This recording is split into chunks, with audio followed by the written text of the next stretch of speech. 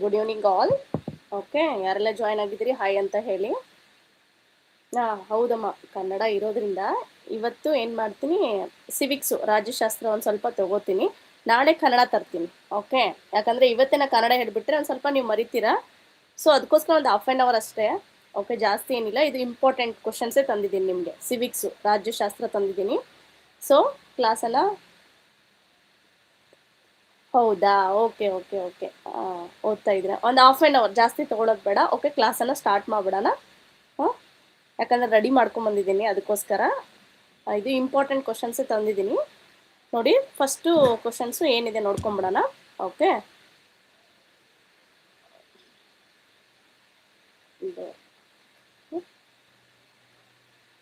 ನೋಡಿ first question ಏನಿದೆ ಅಂದರೆ ಇದು ನೋಡಿ, ವೆರಿ ವೆರಿ ಇಂಪಾರ್ಟೆಂಟು. ಓಕೆ, ಇದು ನೋಡಿ ನಾನು ಡೇಟು ಹಾಕಿದ್ದೀನಿ, ಯಾವಾಗ ಕಾಲ್ ಆಗಿದೆ ಅನ್ನೋದನ್ನು ಸಹ ಏನು ಯಾವ ಯಾವ ವರ್ಷದಲ್ಲಿ ಈ ಕ್ವಶನನ್ನು ಕರೆದಿದ್ರು ಅನ್ನೋದನ್ನು ನಾನು ಡೇಟ್ ಹಾಕಿದ್ದೀನಿ ನೋಡಿ. ಫಸ್ಟ್ ಕ್ವಶನ್ನು, ವಿಶ್ವಸಂಸ್ಥೆಯ ಮುಖ್ಯ ಕಚೇರಿ ಇರುವ ನಗರ ಯಾವುದು? ಓಕೆ, ವಿಶ್ವಸಂಸ್ಥೆಯ ಮುಖ್ಯ ಕಚೇರಿ ಇರುವ ನಗರ ಯಾವುದು? ಸೊ ಆಪ್ಷನನ್ನು ರೀಡ್ ಮಾಡು, ನೋಡಿ ಯಾವುದಿದೆ ಅನ್ನೋದನ್ನು ಹೇಳಿ. ಓಕೆ, ಇದು 2017ರಲ್ಲಿ ಕರೆದಿದ್ದಾರೆ, 2018ರಲ್ಲೂ ಕರೆದಿದ್ದಾರೆ, 2021ರಲ್ಲೂ ಸಹ ಈ ಕ್ವಶನ್ ಪೇಪರ್ ರಿಪೀಟ್ ಆಗಿದೆ. ಓಕೆ, ಹಾಂ, ಓಕೆ, ಏನು ಹೇಳ್ತಾ ಇದ್ದೀರಾ? ಹೇಗ್ ಪಟ್ಟಣ ಅಂತ ಹೇಳ್ತಾ ಇದ್ದೀರಾ. Okay, then others. ನೋಡು ಶಿಲ್ಪ, ಥಿಂಕ್ ಮಾಡು ಇನ್ನೊಂದು ಸ್ವಲ್ಪ. ವಿಶ್ವಸಂಸ್ಥೆಯ, ಇದು ವೆರಿ ವೆರಿ ಇಂಪಾರ್ಟೆಂಟು. ಈ ಕ್ವಶನ್ ಪೇಪರ್ ಕ್ವಶನ್ನು ರಿಪೀಟ್ ಆಗೋ ಚಾನ್ಸಸ್ ಇರುತ್ತೆ. ಅದಕ್ಕೂ ನೋಡಿ, ವಿಡಿಯೋನ ಮಧ್ಯೆ ಮಧ್ಯೆ ಸ್ಕಿಪ್ ಮಾಡಬೇಡಿ, ಥಿಂಕ್ ಮಾಡಿ ಇನ್ನೊಂದು ಸ್ವಲ್ಪ. ವಿಶ್ವಸಂಸ್ಥೆಯ ಕೇಂದ್ರ ಕಚೇರಿ ಅಥವಾ ಮುಖ್ಯ ಕಚೇರಿ ಅಂತಲೂ ಹೇಳ್ತಾರೆ.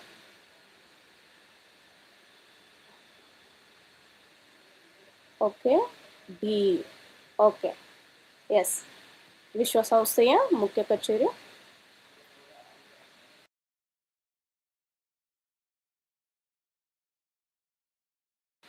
ದೆನ್ ನೆಕ್ಸ್ಟ್ ಕ್ವಶನ್ನು, ಫಸ್ಟ್ ಕ್ವಶನ್ಗೆ ವಿಶ್ವಸಂಸ್ಥೆಯ ಮುಖ್ಯ ಕಚೇರಿ ನ್ಯೂಯಾರ್ಕ್, ಅಮೇರಿಕಾದ ನ್ಯೂಯಾರ್ಕ್ದಲ್ಲಿ ಇದೆ. ಓಕೆ, ದೆನ್ ನೆಕ್ಸ್ಟ್ ಕ್ವಶನ್ನು, ಅಂತಾರಾಷ್ಟ್ರೀಯ ನ್ಯಾಯಾಲಯದ ಕೇಂದ್ರ ಕಚೇರಿ ಇರುವ ನಗರ ಯಾವುದು?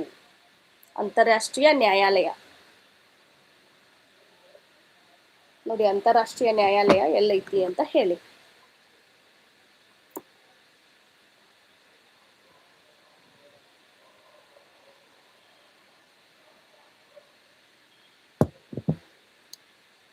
ಅಂತಾರಾಷ್ಟ್ರೀಯ ನ್ಯಾಯಾಲಯ ಇವು 2015ರೊಳಗೆ ಇದನ್ನು ಸಹ ಕರೆದಿದ್ದಾರೆ.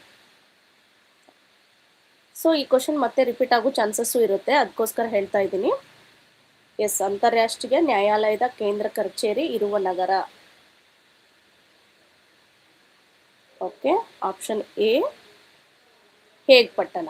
S, right, option A is right. ಹೇಗ್ ಪಟ್ಟಣದೊಳಗೆ ಏನೈತಿ, ಅಂತಾರಾಷ್ಟ್ರೀಯ ನ್ಯಾಯಾಲಯದ ಕೇಂದ್ರ ಕಚೇರಿ ಐತಿ.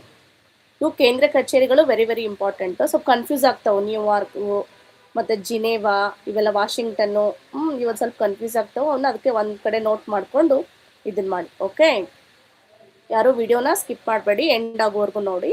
So second question, S, hi.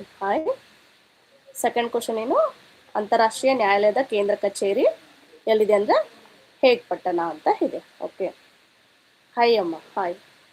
Next question, third question, ಸಾರ್ವಜನಿಕ ಆಡಳಿತದ ಪಿತಾಮಹ ಯಾರು? ಸಾರ್ವಜನಿಕ ಆಡಳಿತದ ಪಿತಾಮಹ ಯಾರು? ನೋಡಿ, ಇದು ಆನ್ಸರು. ಕ್ವಶನ್, ಸಾರ್ವಜನಿಕ ಆಡಳಿತದ ಪಿತಾಮಹ ಯಾರು? ಇದು ಮಾರ್ಚ್ 2025 ಲಾಸ್ಟ್ ಇಯರು ಕ್ವಶನನ್ನು ಕೇಳಿದ್ದಾರೆ. ಓಕೆ, ನಾನು ಇಂಪಾರ್ಟೆಂಟ್ ಇರೋದನ್ನು ಮಾತ್ರ ಚೂಸ್ ಮಾಡ್ಕೊಂಬಂದಿದ್ದೀನಿ, ಎಲ್ಲನೂ ತೊಗೊಂಡು ಬಂದಿಲ್ಲ. ಓಕೆ, ಸಾರ್ವಜನಿಕ ಆಡಳಿತದ ಪಿತಾಮಹ ಯಾರು? ಇದು ಸಿವಿಕ್ಸ್ ಅಂತಿರಲ್ಲ, ನಾಟ್ ಓನ್ಲಿ SSLC, ಎಲ್ಲ ಕಾಂಪಿಟೇಟಿವ್ ಎಕ್ಸಾಮ್ಗೂ ಸಹ ಹೆಲ್ಪ್ಫುಲ್ ಆಗ್ತವೆ. ಅದ್ರಾಗ ಎಕ್ಸ್ಪೆಷಲಿ ಈ ಥರ ಬರ್ತಾವಲ್ಲ, ಅದು ಕೇಂದ್ರ ಕಚೇರಿ, ಆಡಳಿತದ ಪಿತಾಮಹ, ಇವನ್ನೆಲ್ಲ ನಾರ್ಮಲ್ ಎಲ್ಲ ಎಕ್ಸಾಮ್ಗೂ ಲೈಕ್ TET, GPSTR ಎಲ್ಲದಕ್ಕೂ ಹೆಲ್ಪ್ ಆಗ್ತವೆ. ಓಕೆ, ಶಿಲ್ಪಾಯಿ ಎ. ದೆನ್ ಅದರ್ಸ್, ಇವಾಗ ಜಾಯ್ನ್ ಆಗಿದ್ರಲ್ಲ, ನೋಡಿ, ವಿಡಿಯೋಗೊಂದು ಲೈಕ್ ಕೊಡಿ, ಸಬ್ಸ್ಕ್ರೈಬ್ ಕೊಡಿ. ಓಕೆ, ಮರಿಬೇಡಿ. ಓಕೆ, ನಿಮ್ಮ ಫ್ರೆಂಡ್ಸ್ಗೂ ಶೇರ್ ಮಾಡಿ. ಯಾಕಂದರೆ ಇವು ಓಲ್ಡ್ ಕ್ವಶನ್ ಪೇಪರ್ ಕೇಳಿರುವಂಥ ಕ್ವಶನ್ಸನ್ನೇ ನಿಮಗೋಸ್ಕರ ತಂದಿದ್ದೀನಿ ಅದಕ್ಕೆ.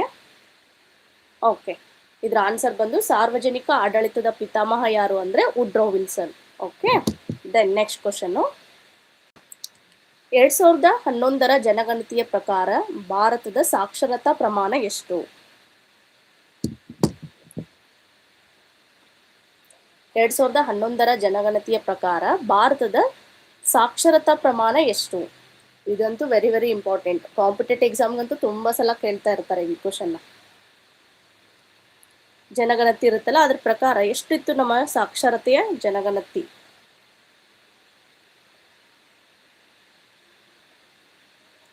ಚಾಟ್ ಬಾಕ್ಸಲ್ಲಿ ಚಾಟ್ ಮಾಡಿಪ್ಪ, ಎಷ್ಟಿತ್ತು? ಆಪ್ಷನ್ ಎಲ್ಲ ಕೊಟ್ಟಿದ್ದೀನಿ, ಕೇರ್ಫುಲ್ಲಾಗಿ ರೀಡ್ ಮಾಡಿ. Okay, then others.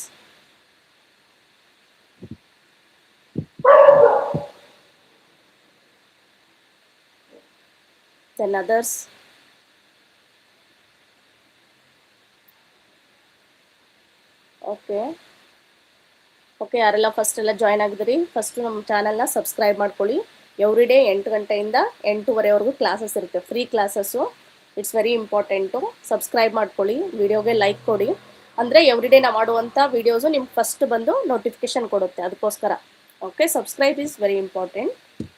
ಓಕೆ, ಎಲ್ಲರೂ ಹೇಳ್ತಾ ಇದ್ದೀರಾ ಬಿ ಅಂತ ಹೇಳ್ತಾ ಇದ್ದೀರಾ. Okay, Anvitha B, Lakshman okay A. Okay, ಹಾಂ, ಆನ್ಸರ್ ಈಸ್ ಬಿ. ಭಾರತದ ಸಾಕ್ಷರತಾ ಪ್ರಮಾಣ ಅದು ಯಾವಾಗಂದರೆ 2011ರಲ್ಲಿ ಎಷ್ಟು ಇತ್ತು ಅಂದರೆ option B 74.4. Okay, option B is right. ಇಂಥವನ್ನೆಲ್ಲ ಒಂದು ಸ್ವಲ್ಪ ಒಂದು ಸೈಡ್ ಕಡೆ ನೋಟ್ ಮಾಡ್ಕೊಳ್ಳಿ. ಓಕೆ, ಹೆಲ್ಪ್ಫುಲ್ ಆಗುತ್ತೆ. ನೋಡಿ, ಎಲ್ಲರೂ ಎ ಅಂತ ಇದ್ರು, but answer is B. Okay, ಅದಕ್ಕೋಸ್ಕರ ಇವೆಲ್ಲ ಇಂಪಾರ್ಟೆಂಟ್ ಇರೋದನ್ನು ಮಾತ್ರ ತಂದಿದ್ದೀನಿ. Okay, then next question. ವಿಶ್ವಸಂಸ್ಥೆ ಸ್ಥಾಪನೆಯಾದ ವರ್ಷ ಯಾವುದು? ಸೊ, ವಿಶ್ವಸಂಸ್ಥೆ ಸ್ಥಾಪನೆಯಾದ ವರ್ಷ ಯಾವುದು? ಇದಂತೂ ವೆರಿ ವೆರಿ ಇಂಪಾರ್ಟೆಂಟ್. ಯಾಕಂದರೆ ವಿಶ್ವಸಂಸ್ಥೆ ಇಲ್ಲದೆ ನಾವಿಲ್ವೇ ಇಲ್ಲ ಅಲ್ವಾ? ಅದಕ್ಕೋಸ್ಕರ ಯಾವಾಗಿದು ಸ್ಥಾಪನೆ ಆಯಿತು ವಿಶ್ವಸಂಸ್ಥೆ?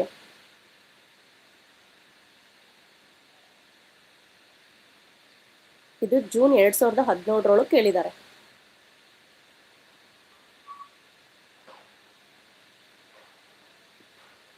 ವಿಶ್ವಸಂಸ್ಥೆ ಸ್ಥಾಪನೆಯಾದಂಥ ವರ್ಷ ಯಾವುದು? Okay, then others.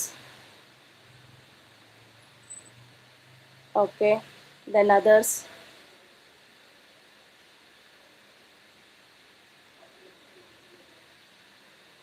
S, option is 1945 ಏನಾಯಿತು? ವಿಶ್ವಸಂಸ್ಥೆ ಸ್ಥಾಪನೆ ಆಯಿತು. Option is B is right. Okay, next question. 6th, ವಿಶ್ವಸಂಸ್ಥೆ ಎಂಬ ಪದವನ್ನು ಚಾಲ್ತಿಗೆ ತಂದವರು ಯಾರು? ನೋಡಿ, ವಿಶ್ವಸಂಸ್ಥೆ ಎಂಬ ಪದವನ್ನು ಚಾಲ್ತಿಗೆ ತಂದವರು ಯಾರು? ಇದು ಜೂನ್ 2016ರಲ್ಲಿ ಈ ಕ್ವಶನ್ ಕೇಳಿದ್ದಾರೆ. ಸೊ ಈಗ ರಿಪೀಟ್ ಆಗೋ ಚಾನ್ಸಸ್ಸು ಇರುತ್ತೆ. ನಾನು ಇಯರು ಮೆನ್ಷನ್ ಮಾಡಿದ್ದೀನಲ್ವಾ, ಅದು very very important. Old question ಪೇಪರನ್ನು ನೋಡಿಕೊಂಡೇ ಈ ಕ್ವಶನ್ನ ರೆಡಿ ಮಾಡಿರೋದು. ಸೊ ವಿಶ್ವಸಂಸ್ಥೆ ಎಂಬ ಪದವನ್ನು ಚಾಲ್ತಿಗೆ ತಂದವರು ಯಾರು? ನೋಡಿ, ಯಾರು ಚಾಲ್ತಿಗೆ ತಂದರು? Okay, then others.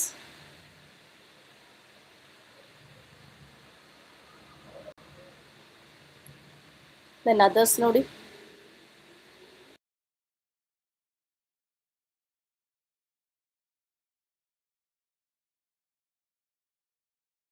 ನೋಡಿ ಆಪ್ಷನ್ ಎಲ್ಲ ಓದ್ಕೊಳ್ಳಿ. ಇನ್ನೊಂದು ಸ್ವಲ್ಪ ಥಿಂಕ್ ಮಾಡು ಶಿಲ್ಪ. ಬಿ ಅಂತ ಹೇಳ್ತಾ ಇದೆ, ವಿನ್ಸ್ಟನ್ ಚರ್ಚಿಲ್ ಅಂತ. ಬಟ್ ನೋಡಿ, ಇನ್ನೊಂದು ಸ್ವಲ್ಪ ಥಿಂಕ್ ಮಾಡು, ಆನ್ಸರ್ ಬೇರೆ ಇದೆ.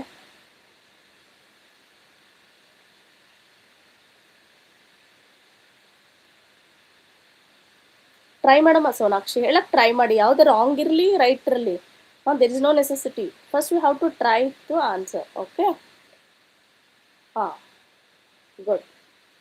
Good. First one Franklin D Roosevelt ಅಂಬೋರು ಏನು ಮಾಡ್ತಾರಂದ್ರೆ ವಿಶ್ವಸಂಸ್ಥೆ ಎಂಬ ಪದವನ್ನು ಫಸ್ಟು ಚಾಲ್ತಿಗೆ ತರ್ತಾರೆ. Okay, that's very important question ಇದು, ಅದಕ್ಕೋಸ್ಕರ ಹೇಳಿದೆ. ಬಿ ಆಪ್ಷನ್ ಅಲ್ಲ, option A is right. Okay, ಈ ಥರ ಡಿಫಿಕಲ್ಟ್ ಇರೋದನ್ನು ಒಂದು ಕಡೆ ನೋಟ್ ಮಾಡ್ಕೊಳ್ಳಿ, ಹೆಲ್ಪ್ ಆಗುತ್ತೆ. ನೆಕ್ಸ್ಟ್ ಕ್ವಶನ್ನು, ಭಾರತದ ಸುಪ್ರೀಂ ನ್ಯಾಯಾಲಯದ ಮೊದಲ ಮಹಿಳಾ ನ್ಯಾಯಮೂರ್ತಿ ಯಾರು? ಓಕೆ, ಭಾರತದ ಸುಪ್ರೀಂ ನ್ಯಾಯಾಲಯದ ಮೊದಲ ಮಹಿಳಾ ನ್ಯಾಯಮೂರ್ತಿ ಯಾರು? ಆಪ್ಷನ್ ಅನ್ನು ಓದ್ಕೊಳ್ಳಿ, ಥಿಂಕ್ ಮಾಡಿ ಆನ್ಸರ್ ಮಾಡಿ. ಹಾಯ್ ಕುಲ್ಸುಮ್, ನೋಡಿ ಯಾವ್ದು ಬರುತ್ತೆ ಆನ್ಸರು. ಟ್ರೈ ಮಾಡಿ, ಹೇಳಕ್ ಟ್ರೈ ಮಾಡಿ, ರಾಂಗ್ ಇರಲಿ ರೈಟ್ ಇರಲಿ. ಓಕೆ, ನಿಮ್ಗೇನು ಗೊತ್ತೋ ಅದನ್ನ ಹೇಳಿ, ನಾನಿದೇನಲ್ವಾ ಹೇಳ್ಕೊಡ್ತೀನಿ, ಯಾವ್ದು ಸರಿ ಅಂತ ಹೇಳ್ತೀನಿ. ಭಾರತದ ಸುಪ್ರೀಂ ನ್ಯಾಯಾಲಯದ ಮೊದಲ ಮಹಿಳಾ ನ್ಯಾಯಮೂರ್ತಿ. ಕ್ವಶನ್ ಫಸ್ಟು ಚೆನ್ನಾಗಿ ಓದ್ಕೊಳ್ಳಿ. Okay okay, then others.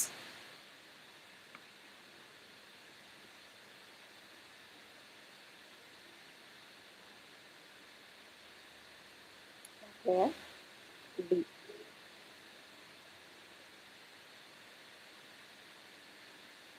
ಭಾರತದ ಸುಪ್ರೀಂ ನ್ಯಾಯಾಲಯದ ಮೊದಲ ಮಹಿಳಾ ನ್ಯಾಯಮೂರ್ತಿ ಯಾರು ಅಂದರೆ option B is right. Option B, Fathima Beevi. Okay, Fathima Beevi ಅನ್ನೋದು ಭಾರತದ ಸುಪ್ರೀಂ, ನೋಡಿ ಸುಪ್ರೀಂ ಕೋರ್ಟ್ ಬರುತ್ತಲ್ಲ ಅದರದ್ದು ಫಸ್ಟು ಮಹಿಳಾ ನ್ಯಾಯಮೂರ್ತಿ. ಇನ್ನೆಲ್ಲ ಒಂದು ಸ್ವಲ್ಪ ಮಹಿಳಾ ನ್ಯಾಯಮೂರ್ತಿ, ಮಹಿಳಾ ಪ್ರಧಾನಮಂತ್ರಿ, ಮಹಿಳಾ ಮುಖ್ಯಮಂತ್ರಿ, ಮಹಿಳಾ ರಾಷ್ಟ್ರಪತಿ, ಅವನನ್ನು ಒಂದ್ಸಲ ಒಂದು ಕಡೆ ನೋಟ್ ಮಾಡಿಟ್ಕೊಳ್ಳಿ, ಸ್ವಲ್ಪ ಹೆಲ್ಪ್ ಆಗುತ್ತೆ. So 7th one answer is B. Okay, ಎಲ್ಲರೂ ವಿಡಿಯೋ ಒಂದು ಲೈಕ್ ಹಾಕಿ, ಕ್ಲಾಸಿಗೆ ಜಾಯ್ನ್ ಆಗಿದ್ರಲ್ಲ ವಿಡಿಯೋ ಒಂದು ಲೈಕ್ ಹಾಕಿ. Okay, then 7th option B is right. America Russia ನೇತೃತ್ವದ ಬ್ಲಾಕ್ಗಳಿಗೆ ಸೇರದೆ ಭಾರತ ತಟಸ್ಥವಾಗಿ ಉಳಿದ ನೀತಿ ಯಾವುದು? ನೋಡಿ ಕ್ವಶನ್ ಒಂದು ಸ್ವಲ್ಪ ಟ್ವಿಸ್ಟ್ ಇರ್ಬೋದು, ಬಟ್ ಒಂದ್ಸಲ 2 ಸಲ ಓದ್ಕೊಳ್ಳಿ. ಅಮೇರಿಕ ಮತ್ತು ರಷ್ಯಾ ನೇತೃತ್ವದ ಬ್ಲಾಕ್ಗಳಿಗೆ ಸೇರದೆ ಭಾರತ ತಟಸ್ಥವಾಗಿ ಉಳಿದ ನೀತಿ ಯಾವುದು? Okay, S, then others.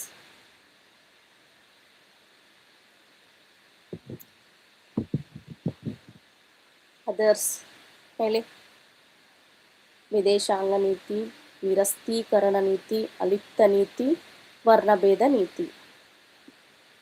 Okay, just try ಮಾಡಿ, ಹೇಳಬೇಕು ಅಂತೇನಿಲ್ಲ, ಟ್ರೈ ಮಾಡಿ. ಗೊತ್ತಿಲ್ಲ ಅಂದರೆ ನಾನು ಹೇಳ್ಕೊಡ್ತೀನಿ, ಏನು ತೊಂದರೆ ಇಲ್ಲ. Yes right. Then others, Kulsum. Yes right. 8th answer ಏನಂದರೆ ಅಲಿಪ್ತ ನೀತಿ. ವಿಡಿಯೋನ ಸ್ಕಿಪ್ ಮಾಡಬೇಡಿ, ವಿಡಿಯೋನ ಸ್ಕಿಪ್ ಮಾಡಿದರೆ ಕ್ವಶನ್ ಅರ್ಥ ಆಗಲ್ಲ ನಿಮಗೆ. ಎಸ್, 8th ಕ್ವಶನಿಗೆ ಅಲಿಪ್ತ ನೀತಿ. ಗುಡ್. Next question. ಸ್ವಲ್ಪ ಫಾಸ್ಟಾಗಿ ಹೋಗ್ತಾ ಇದ್ದೀನಿ, ಯಾಕಂದರೆ ತುಮಾರೋ ಹಿಂಗೆ ಎಕ್ಸಾಮ್ ಇರೋದ್ರಿಂದ ಟೈಮನ್ನು ವೇಸ್ಟ್ ಮಾಡೋದು ಬೇಡ.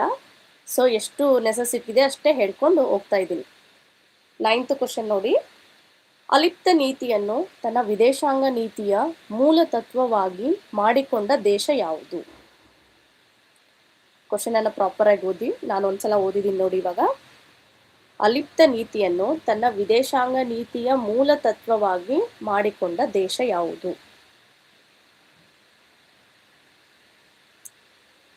ಓಕೆ, ಇದು ಜೂನ್ 2022ರಲ್ಲಿ ಕಾಲ್ ಆಗಿದೆ. ಅದರಲ್ಲಿ ಕೇಳಿದ್ದಾರೆ ಈ ಕ್ವಶನ್ನ. ಅಗೇನ್ ಈಗೂ ಕೇಳುವಂಥ ಚಾನ್ಸಸ್ ಇರುತ್ತೆ. ಓಕೆ, ಅದಕ್ಕೋಸ್ಕರ ಹೇಳ್ತಾ ಇದ್ದೀನಿ. ನಾನು ಓಲ್ಡ್ ಕ್ವಶನ್ ಪೇಪರನ್ನು ರೆಫರ್ ಮಾಡಿ ಅದನ್ನಷ್ಟೇ ತೊಗೊಂಬಂದಿದ್ದೀನಿ, ಇಂಪಾರ್ಟೆಂಟ್ ಇರೋದನ್ನಷ್ಟೇ ತೊಗೊಂಬಂದಿದ್ದೀನಿ.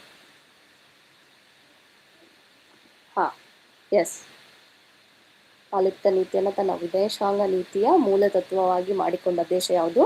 ನಮ್ಮ Bharat. Option D is right. Okay, then next question.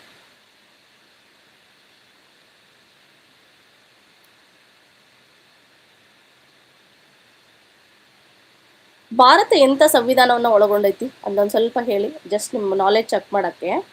Bharat ಯಾವ ರೀತಿಯ ಸಂವಿಧಾನವನ್ನು ಒಳಗೊಂಡೈತಿ?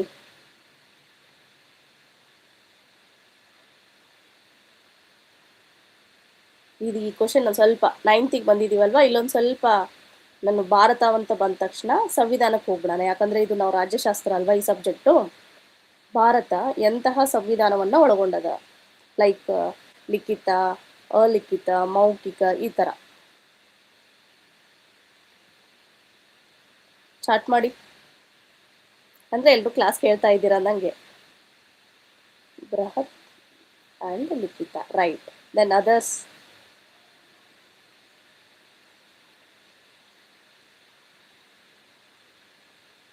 ಓಕೆ, ಬೃಹತ್ ಆ್ಯಂಡ್ ಲಿಖಿತ ಸಂವಿಧಾನವನ್ನು ಒಳಗೊಂಡೈತಿ. ಓಕೆ. ಸಂವಿಧಾನದೊಳಗೆ ಕರಡು ಸಮಿತಿ ಅಧ್ಯಕ್ಷರು ಯಾರಾಗಿದ್ರಮ್ಮ? ಸಂವಿಧಾನದ ಕರಡು ಸಮಿತಿಯ ಅಧ್ಯಕ್ಷರು.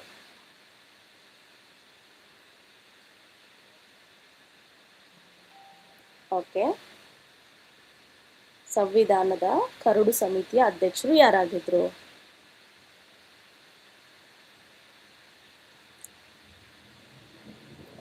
ಈಸಿ ಕ್ವಶನ್ ಇದು, ಯಾಕಂದರೆ ಸ್ವಲ್ಪ ನಿಮಗೆ ನಾಲೆಜ್, ಪ್ರೀವಿಯಸ್ ನಾಲೆಜ್ ಚೆಕ್ ಮಾಡೋಕ್ಕೋಸ್ಕರ ಕೇಳ್ತಾ ಇದ್ದೀನಿ.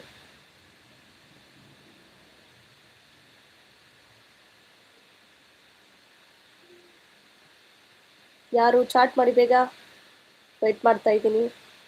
ಕರಡು ಸಮಿತಿಯ ಅಧ್ಯಕ್ಷರು ಯಾರಾಗಿದ್ದರು? Yes yes, right. ಸೊ ಹಾಗಿದ್ರೆ ಸಂವಿಧಾನ ಯಾವಾಗ ಜಾರಿಗೆ ಬಂತು ಅದು ಒಂದು ಸ್ವಲ್ಪ ನೋಡ್ಕೊಂಬಿಡೋಣ, ಅದು ಮೇನ್ ಇಂಪಾರ್ಟೆಂಟ್ ಅಲ್ವಾ. ಯಾವ ಥರ ವಿಶ್ವಸಂಸ್ಥೆ ಬಂತು, ವಿಶ್ವಸಂಸ್ಥೆಯ ನ್ಯಾಯಾಲಯ ಯಾವಾಗ ಬಂತು ಅಂತ ಗೊತ್ತಾಯಿತು ನಮಗೆ. ಇವಾಗ ಹಂಗಂದ್ರೆ ನಮ್ಮದು ಸಂವಿಧಾನ ಯಾವಾಗ ಜಾರಿಗೆ ಬಂತು?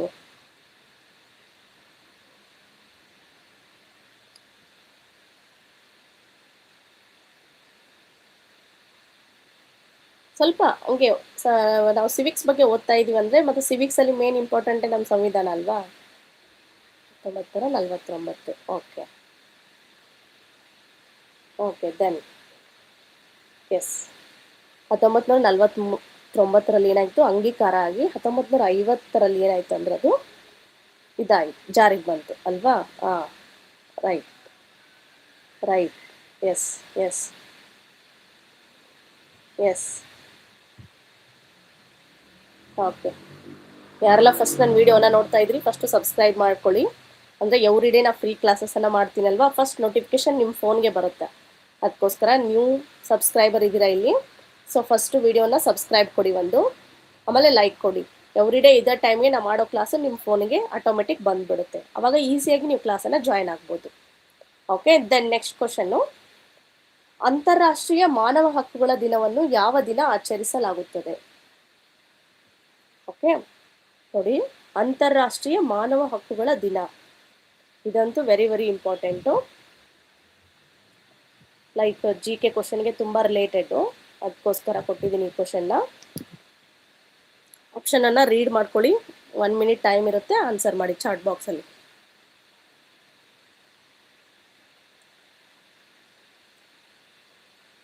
ಓಕೆ, ಅಂತಾರಾಷ್ಟ್ರೀಯ ಮಾನವ ಹಕ್ಕುಗಳ ದಿನವನ್ನು ಯಾವ ದಿನ ಆಚರಿಸಲಾಗುತ್ತೆ?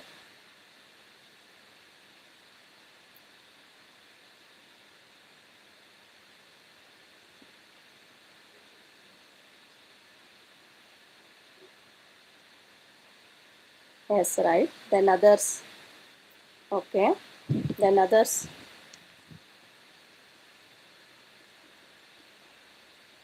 Kulsum Sonakshi, you have to try ma, try ಮಾಡಿ.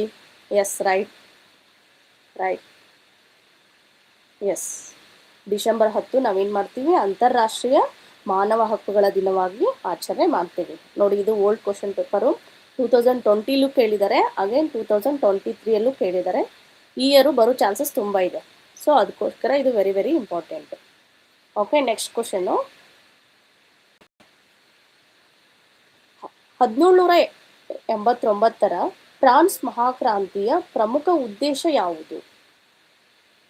ಓಕೆ ನೋಡಿ, ಫ್ರಾನ್ಸ್ ಮಹಾಕ್ರಾಂತಿ ಬಂತು ಇಲ್ಲಿ, ಅದರ ಉದ್ದೇಶ ಏನಾಗಿತ್ತು ಅಂತ. 1789 ಫ್ರಾನ್ಸ್ ಮಹಾಕ್ರಾಂತಿಯ ಪ್ರಮುಖ ಉದ್ದೇಶ ಏನಾಗಿತ್ತು? ಆಪ್ಷನ್ ಅನ್ನ ರೀಡ್ ಮಾಡ್ಕೊಳ್ಳಿ.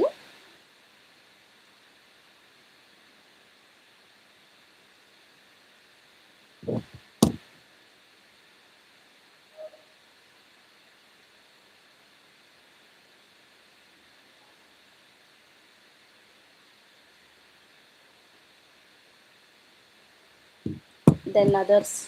ಓಕೆ 1789 ಫ್ರಾನ್ಸ್ ಕ್ರಾಂತಿಯ ಉದ್ದೇಶ ಸಿ. ಓಕೆ ಸಿ ಅಂತ ಹೇಳ್ತಾ ಇದ್ದೀರಾ. Then others.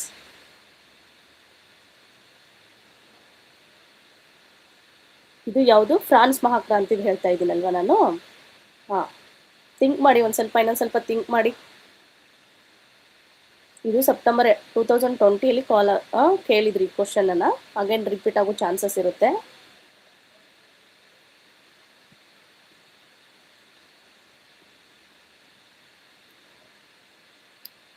Okay S.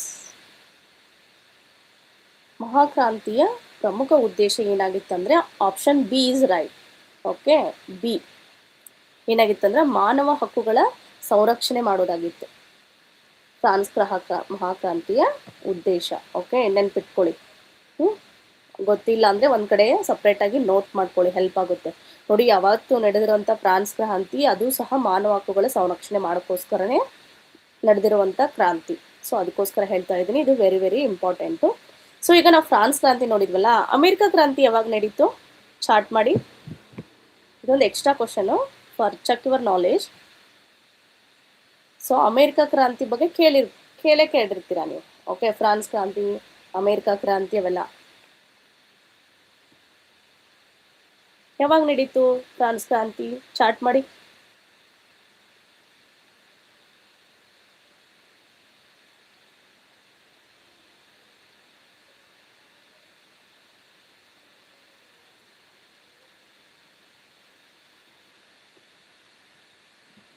Okay, France ಕ್ರಾಂತಿ 1789 ನಡೀತು. ನಮ್ಗೆ ಗೊತ್ತಾಯಿತು ಯಾವಾಗ ನಡೀತು ಅನ್ನೋದು ಗೊತ್ತಾಯಿತು, ಅದರ ಉದ್ದೇಶ ಏನನ್ನೋದು ಗೊತ್ತಾಯಿತು ಅಲ್ವಾ? ಮಾನವ ಹಕ್ಕುಗಳ ಸಂರಕ್ಷಣೆ ಮಾಡೋದು. ಹಾಗಿದ್ರೆ ಅಮೇರಿಕ ಕ್ರಾಂತಿ ಯಾವಾಗ ನಡೀತು? ಸ್ವಲ್ಪ ಲಿಂಕ್ ಮಾಡ್ಕೋತಾ ಹೋಗೋಣ. ಆವಾಗ ನಮ್ಗೇನಾಗ್ತದೆ ಅಂದರೆ ಯಾವಾಗಲೂ ನಾವು ಲಿಂಕ್ ಮಾಡಬೇಕು ಸ್ಟಡಿಯನ್ನು. ಈಸಿಯಾಗಿ ಮೈಂಡಲ್ಲಿ ನೆನ್ಪಿಟ್ಕೊಂಡ್ಬಿಡ್ತೀವಿ. ಸೊ ಟ್ರೈ ಮಾಡಿ ಅಮೇರಿಕ ಕ್ರಾಂತಿ.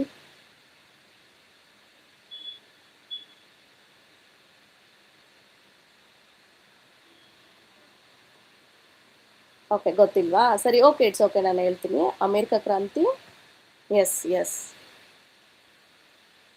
S right. ಯಾವಾಗ ನಡೀತು ಚಾಟ್ ಬಾಕ್ಸಲ್ಲಿ ನಾನು ಹೇಳಿರ್ತೀನಿ ನೋಡಿ. 1775 75ರಿಂದ ಹಿಡಿದು 76 ಏನಾಗ್ತದ ಅಮೇರಿಕ ಕ್ರಾಂತಿ ನಡೀತದೆ. ಓಕೆ, ಬೇಕಿದ್ರೆ ಗೊತ್ತಿಲ್ಲ ಅಂದರೆ ಒಂದು ಕಡೆ ನೋಟ್ ಮಾಡ್ಕೊಳ್ಳಿ. Okay yes yes hi welcome. ಲೇಟಾಗಿ ಜಾಯ್ನ್ ಆಗ್ತಾ ಇದ್ದೀರಾ. ಶಾರ್ಪ್ 8 o'clock ಜಾಯ್ನ್ ಆಗಬೇಕು. ನನ್ನ ಕ್ಲಾಸ್ ಇವಾಗ ಆಲ್ರೆಡಿ ಇನ್ನೇನು ಮುಗೀತು. Next last question. ಯಾರೆಲ್ಲ ಫಸ್ಟ್ ಬಂದಿದ್ದೀರಾ, welcome to my channel. Please daily ನಾಳೆ 8 ಗಂಟೆಗೆ ಜಾಯ್ನ್ ಆಗಿ. ಶಾರ್ಪ್ 8 o'clock ಜಾಯ್ನ್ ಆಗಿ. 8:30 ಓನ್ಲಿ ಹಾಫ್ ಆನ್ ಅವರು ಫ್ರೀ ಲೈವ್ ಕ್ಲಾಸ್. ಓಕೆ, ಇದು ಆಲ್ ಕಾಂಪಿಟೇಟಿವ್ ಎಕ್ಸಾಮ್ಗೆ. ಯಾರು ಫಸ್ಟ್ ಎಲ್ಲ ಬಂದಿದ್ದೀರಾ ಸಬ್ಸ್ಕ್ರೈಬ್ ಮಾಡಿ. ಬಂದು ವಿಡಿಯೋನ ಎಂಡ್ ಆಗೋವರೆಗೂ ನೋಡಿ, ಈ ಥರ ಸ್ಕಿಪ್ ಮಾಡಬೇಡಿ. ಓಕೆ, ಇದ್ರ ಉದ್ದೇಶ ಗೊತ್ತಾಯ್ತಲ್ಲ. This is next last question.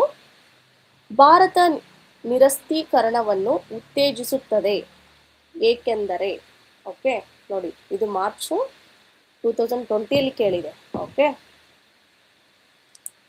ಭಾರತ ನಿರಸ್ತೀಕರಣವನ್ನು ಉತ್ತೇಜಿಸುತ್ತದೆ ಏಕೆಂದರೆ. ಆಪ್ಷನನ್ನು ಓದ್ಕೊಳ್ಳಿ. ಯಾಕೆ ನಿರಸ್ತೀಕರಣವನ್ನು ನಾವು ಉತ್ತೇಜನ ಮಾಡ್ತೀವಿ? ಉತ್ತೇಜನ ಅಂದರೆ ಪ್ರೋತ್ಸಾಹ ಮಾಡ್ತೀವಿ ಅನ್ನಂಗೆ.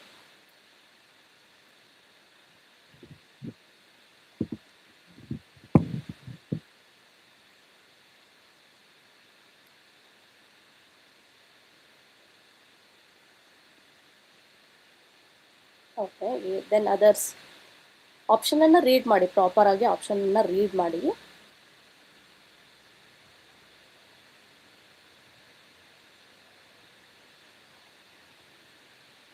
ವಿಡಿಯೋನ ಯಾವಾಗಲೂ ಸ್ಕಿಪ್ ಮಾಡಬೇಡಿ. ಅಂದರೆ ಏನು ನಾ ಹೇಳ್ತಾ ಇರೋದು ನಿಮ್ಗೆ ಅರ್ಥ ಆಗಲ್ಲ, ಅದಕ್ಕೆ ಹೇಳ್ತಾ ಇದ್ದೀನಿ. ಎಂಡ್ ಆಗೋವರೆಗೂ ನೋಡಬೇಕು ಯಾವಾಗಲೂ. ಇದು ಹೆಲ್ಪ್ ಆಗುತ್ತೆ, ನಾಟ್ TET, ಇವನ್ ಎಲ್ಲ ಎಕ್ಸಾಮ್ಗೂ ಸಹ ಹೆಲ್ಪ್ ಆಗುತ್ತೆ. ಕಾಂಪಿಟೇಟಿವ್ ಎಕ್ಸಾಮ್ ಎಲ್ಲ ಯಾರೆಲ್ಲ ಓದ್ತಾ ಇರ್ತಾರಲ್ಲ ಅವ್ರಿಗೆ.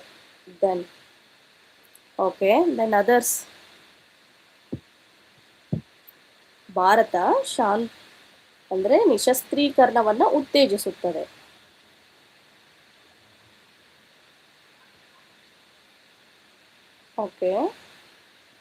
Then others. ಎಸ್, ಇಷ್ಟು ಲೇಟಾಗೆ ಜಾಯ್ನ್ ಆಗೋದು. ಎವ್ರಿ ಡೇ 8 o'clock ಜಾಯ್ನ್ ಆಗಬೇಕು ಅಂದರೆ ಎಲ್ಲರೂ 8:30 ಬರ್ತೀರಾ, 8:30, 4 o'clock ಬರ್ತೀರಾ. C, right. S, your answer is right. ಯಾಕೆ ಉತ್ತೇಜನ ಮಾಡ್ತದೆ ಅಂದ್ರೆ ಅದು ಭಾರತ ಒಂದು ಶಾಂತಿಪ್ರಿಯ ರಾಷ್ಟ್ರ, ಅದಕ್ಕೋಸ್ಕರ ಅದು ನಿರಸ್ತೀಕರಣವನ್ನು ಏನು ಮಾಡ್ತದೆ, ಉತ್ತೇಜನವನ್ನು ಮಾಡ್ತದೆ. Okay, very good. Then next question, may be I think question. Yes, 1954ರಲ್ಲಿ ಭಾರತ ಜೊತೆ ಪಂಚಶೀಲ ತತ್ವಗಳಿಗೆ ಒಪ್ಪಂದಕ್ಕೆ ಸಹಿ ಹಾಕಿದ ದೇಶ ಯಾವುದು? ಪಂಚಶೀಲ ತತ್ವಗಳಿಗೆ ಒಪ್ಪಂದ ಮಾಡ್ಕೋತದಲ್ಲ, ಅದಕ್ಕೆ ಸಹಿ ಹಾಕಿದಂಥ ದೇಶ ಯಾವುದು? ಪಂಚಶೀಲ ತತ್ವ. ಥಿಂಕ್ ಮಾಡಿ, ಆಪ್ಷನ್ ಅನ್ನ ಓದ್ಕೊಳ್ಳಿ, ಹರ್ರಿ ಮಾಡ್ಕೋಬೇಡಿ, 1 minute ಟೈಮ್ ಇದೆ. ಪಂಚಶೀಲ ತತ್ವ.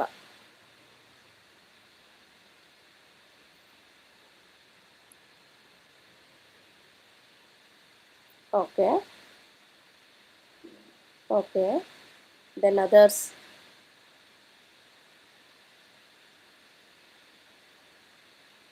ಓಕೆ,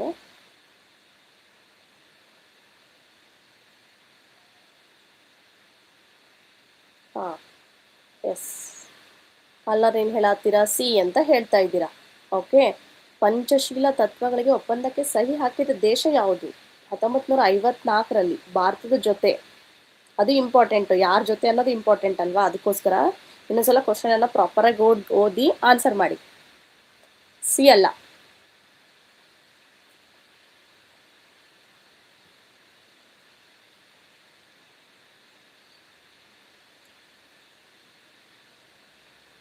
ಸಿ ಅಂತೂ ಅಲ್ಲ, ಕ್ಲೂ ಕೊಟ್ಟಿದ್ದೀನಿ ಇದೊಂದು. ಸಿ ಅಂತೂ ಅಲ್ಲ. ಇದು 2021 ಏನಾಗಿದೆ, ರಿಪೀಟ್ ಆಗಿದೆ ಕ್ವಶನ್, ಅದಕ್ಕೋಸ್ಕರ ಇಂಪಾರ್ಟೆಂಟ್ ಪಂಚಶೀಲ ತತ್ವ. ಓಕೆ, ಟ್ರೈ ಮಾಡಿ ಬೇಗ.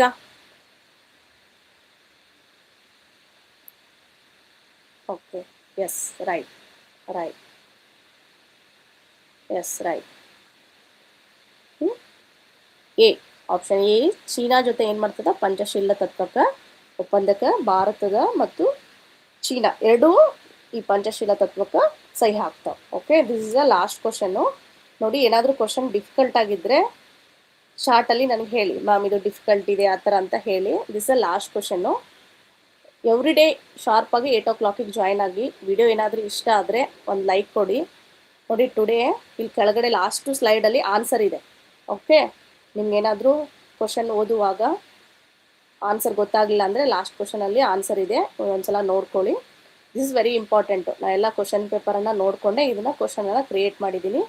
ಟುಮಾರೋ ಇದೇ ಸೇಮ್ ಟೈಮ್ಗೆ 8 o'clock ಎಲ್ಲರೂ ಶಾರ್ಪಾಗಿ ಜಾಯ್ನ್ ಆಗೋಕ್ಕೆ ಟ್ರೈ ಮಾಡಿ. ವಿಡಿಯೋ ನಿಮ್ಗೇನಾದರೂ ಇಷ್ಟ ಆದರೆ ಒಂದು ಲೈಕ್ ಕೊಡಿ. ಫಸ್ಟು ಯಾರೆಲ್ಲ ವಿಡಿಯೋ ನೋಡ್ತಾ ಇದ್ದೀರಾ ಒಂದು ಸಬ್ಸ್ಕ್ರೈಬ್ ಹಾಕಿ. ಓಕೆ, ಏನಾದರೂ ಡೌಟ್ ಇದೆಲ್ಲ students?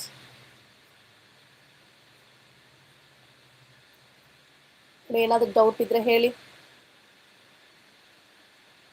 Is there any doubt? S. Shilpa, thank you ಮಾ.